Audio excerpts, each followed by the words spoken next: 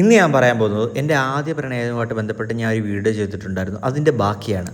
ഞാൻ ആ വീഡിയോയിൽ പറയുന്നുണ്ടായിരുന്നു, എൻ്റെ ഒരു സുഹൃത്ത് എനിക്ക് പ്രണയം തോന്നിയ പെൺകുട്ടിയെ അടുത്ത് പ്രപ്പോസ് ചെയ്യുന്നുണ്ട്, അങ്ങനെ അവർ കമ്പനി ആവണമെന്നുള്ളത്. പ്രണയത്തിലായില്ല, പക്ഷേ അവർ കുറച്ച് സുഹൃത്തുക്കളായിട്ട് മാറുന്നുണ്ടായിരുന്നു.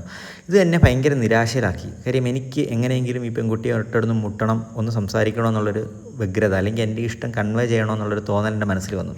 പക്ഷേ ഇന്നത്തെ കാലഘട്ടത്തെ കൂട്ട് മൊബൈൽ ഫോണോ കാര്യങ്ങളോ ഒന്നും ആ കാലഘട്ടത്തിൽ ഇല്ലായിരുന്നു. അപ്പം ഞാൻ എന്ത് കരുതി, ഇപ്പോൾ പെൺകുട്ടിയെ ഫോണിൽ വിളിക്കാം. അന്ന് ലാൻഡ് ഫോണുണ്ട്, പക്ഷേ ലാൻഡ് ഫോൺ ഉണ്ടെങ്കിലും നമ്പർ കയ്യിലില്ല. പക്ഷേ എനിക്ക് ഈ പെൺകുട്ടിയുടെ പേരും അച്ഛൻ്റെ പേരും അറിയാം. അപ്പം ഞാൻ എന്ത് ചെയ്തു, എൻ്റെ വീട്ടിൽ ഡയറക്ടറി ഉണ്ട്. ഡയറക്ടറി എന്ന് പറഞ്ഞാൽ പണ്ട് ആ സമയത്ത് ഈ പറഞ്ഞ കണക്ക് തന്നെ ആ ഒരു ജില്ലയിലെ എല്ലാ ആൾക്കാരുടെയും ഫോൺ നമ്പർ ഉള്ള ഒരു വലിയൊരു ബുക്കാണ് ഡയറക്ടറി എന്ന് പറയുന്നത്. ഞാനപ്പോൾ എന്ത് ചെയ്തു, ഈ പെൺകുട്ടിയുടെ അച്ഛൻ്റെ പേര് വരുന്ന എല്ലാ ആൾക്കാരുടെയും വീട്ടിൽ ചെന്നിട്ട് ഫോൺ വിളിക്കാൻ തുടങ്ങി.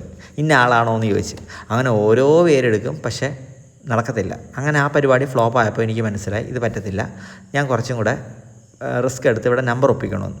അങ്ങനെ ഞാൻ എന്ത് ചെയ്തു, പിറ്റേ ദിവസം സ്കൂൾ അസംബ്ലി ഉള്ള സമയത്ത് ഞാൻ അസംബ്ലിക്ക് പോകാതെ ഞാൻ ക്ലാസ് ചെയ്യുന്നു.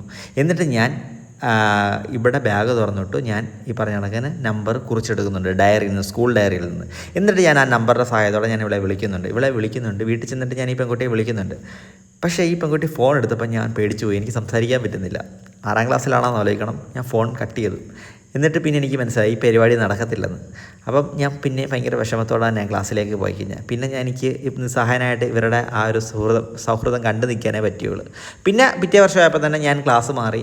പിന്നെ പതുക്കെ ആ ഒരു കോണ്ടാക്റ്റ് അവളുമായിട്ടുള്ള കട്ടാവുന്നുണ്ട്.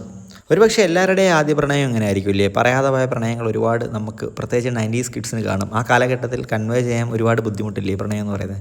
പക്ഷേ എൻ്റെ ജീവിതത്തിൽ ഈ ഒരു പ്രണയം മാത്രമേ എനിക്ക് കൺവേ ചെയ്യാൻ പറ്റാതെ ഇരുന്നിട്ടുള്ളൂ കേട്ടോ. പിന്നീടുള്ളതിലെല്ലാം ഞാൻ കൺവേ ചെയ്യാൻ പറ്റിയിട്ടുണ്ട്. അതായത് പ്രണയം തോന്നിയ പെൺകുട്ടിയുടെ അടുത്ത് എനിക്ക് ഇഷ്ടം പറയാൻ പറ്റിയിട്ടുണ്ടെന്ന്.